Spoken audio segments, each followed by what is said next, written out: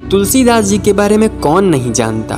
भगवान राम के प्रिय भक्तों में से एक, जिनकी लिखी रामचरितमानस आज लगभग हर घर में मौजूद है। और सूरदास जी के बारे में भी सभी लोग जानते हैं कि वो भी भगवान श्री कृष्ण के प्रिय भक्तों में से एक हैं। लेकिन एक दिन तुलसीदास और सूरदास दोनों के बीच एक बहस छिड़ गई, जिसके बाद क्या हुआ आइए जानते हैं। दोस्तों, ये बात तब की है जब तुलसीदास जी अपनी लिखी रामचरितमानस का प्रचार करने वृंदावन पहुँचे। और जैसे ही उन्होंने अंदर प्रवेश किया तो उन्होंने देखा कि एक अंधा व्यक्ति एक हाथ में भगवान कृष्ण की मूर्ति को लेकर और दूसरे हाथ में लाठी को लेकर सड़क पार कर रहा था।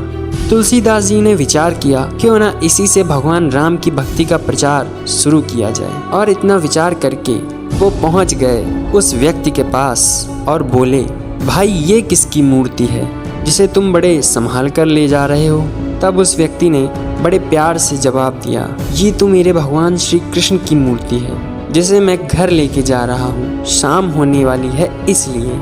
तुलसीदास जी ने फिर बड़े आश्चर्य से कहा, ये तो वही कृष्ण भगवान हैं जो माखन चोरी करते हैं। व्यक्ति बोला, हाँ ये माखन चुराने की लीला करते हैं। फिर तुलसीदास जी ने मुस्कुराते हुए कहा, ये कैसे भगवान जो चोरी करना सिखाते हैं। इससे बढ़िया तो तुम मेरे भगवान राम की पूजा करो जो अच्छे आचरण करना सिखाते हैं। और तो इनकी शक्ति तो तुम्हारे कृष्ण भगवान से भी अधिक है।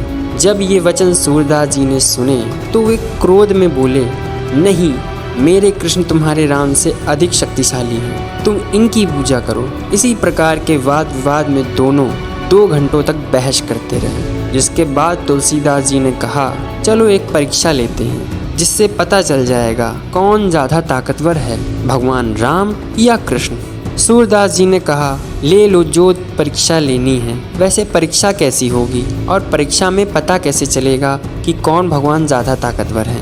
तब तुलसीदास जी बोले, परीक्षा बड़ी ही सरल है। पास ही एक अनाज की दुकान है जिसमें एक बोरी तौलने की तराजू रखी है। हम लोग उसी तराजू में अपने अपने भगवान को लेकर बैठ जाएंगे। जिसका वजन ज़्यादा उसके भगवान ज़्यादा ताकतवर। लेकिन अगर मैं जीता तो तुम्हें भगवान राम की पूजा करनी होगी, और अगर मैं हारा तो मैं भगवान कृष्ण की पूजा करने लगूंगा। जिसके बाद वे दोनों उस दुकान पर पहुंच जाते हैं और उसके मालिक से बोले, हमें यहाँ अपना वजन तौलना है, क्या मैं इस तराजू पर बैठ सकता हूँ। दुकानदार सूरदास के बारे में जानता था, इसलिए उसने उन्हें वजन तौलने की अनुमति दे दी। जिसके बाद तुलसीदास जी ने उस तराजू के एक पल्ले पर सूरदास को अपने भगवान कृष्ण के साथ बैठा दिया। और जब खुद दूसरे पल्ले पर बैठे तो उन्होंने कहा, आओ सीताराम बैठो आकर। जैसे ही उन्होंने ये कहा, तुरंत तुलसीदास का पल्ला भारी हो गया और वो नीचे आ गए, पर सूरदास जी का पल्ला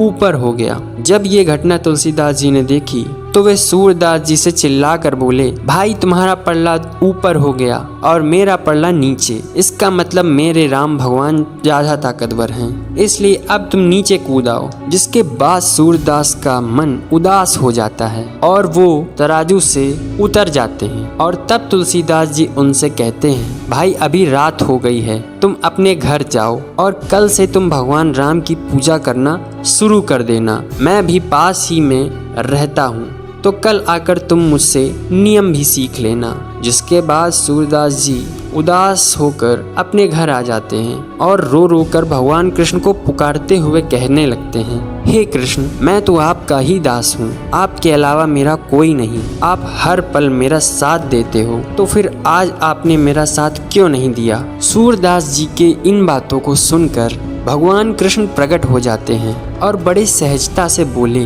हे सूरदास, तुम मुझे बहुत प्यारे हो, पर जब तुम तराजू में बैठे थे तो तुमने केवल मुझे याद किया था, पर तुलसीदास ने तो सीताराम को याद किया था और इसी कारण उसका पल्ला भारी हो गया। अगर तुम भी राधा को मेरे साथ बुलाते तो दोनों का पल्ला बराबर हो जाता। इसलिए अब तुम जाओ और तुलसीदास से दोबारा परीक्षा लेने को कहो।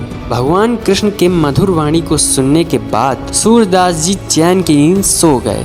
और अगले दिन पहुंच गए तुलसीदास जी के पास और उनसे कहा कि मुझे दोबारा परीक्षा देनी है। सूरदास जी के वचनों को सुनकर तुलसीदास जी हैरान हो गए और सोचने लगे कि ऐसा क्या हुआ जो सूरदास दोबारा परीक्षा देने आए हैं। तब उन्होंने ध्यान करके पूरी घटना को देखा कि सूरदास जी को कृष्ण भगवान ने क्या समझाया है। जिसके बाद तुलसीदास जी सूरदास को बड़े मीठे वचनों से बोले, नहीं भाई, ये परीक्षा बार बार नहीं होती और मैं जानता हूँ कि तुम्हें किसने समझा कर भेजा है। वास्तव में राम और कृष्ण एक ही भगवान के दो रूप हैं और दोनों में कोई अंतर नहीं है। जिसके बाद सूरदास जी वहाँ से चले जाते हैं।